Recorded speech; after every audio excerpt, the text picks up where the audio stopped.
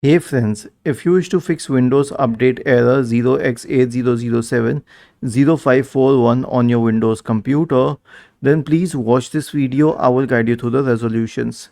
The first solution is to run the Windows Update troubleshooter. How?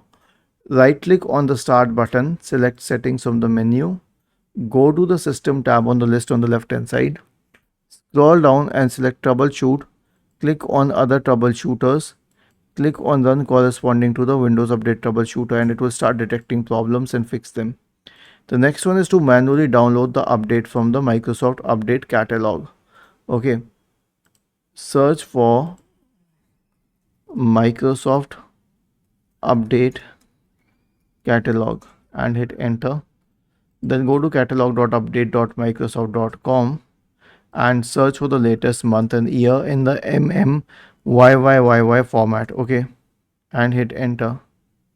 Okay, and then you can click on download corresponding to the latest update and then click on the MSU file here and finally click on open. Now here's one thing, if you do not find any updates for the latest month, like if you're in the first week of the latest month, simply search the cumulative update for the previous month and make sure that you're downloading the one corresponding to Windows 11 or Windows 10 if you have a Windows 10 computer.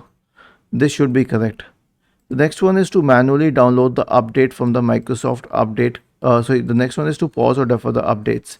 How? Right click on the Start button, select Settings from the menu, go to the Windows Update tab on the list on the left hand side, click on Check for Updates in the right pane.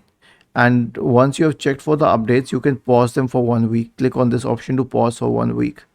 Was this helpful? If yes, then please subscribe to the channel, and if not, then let us know in the comment section of the video on how we could help you further. Thank you for watching this video and have a nice day.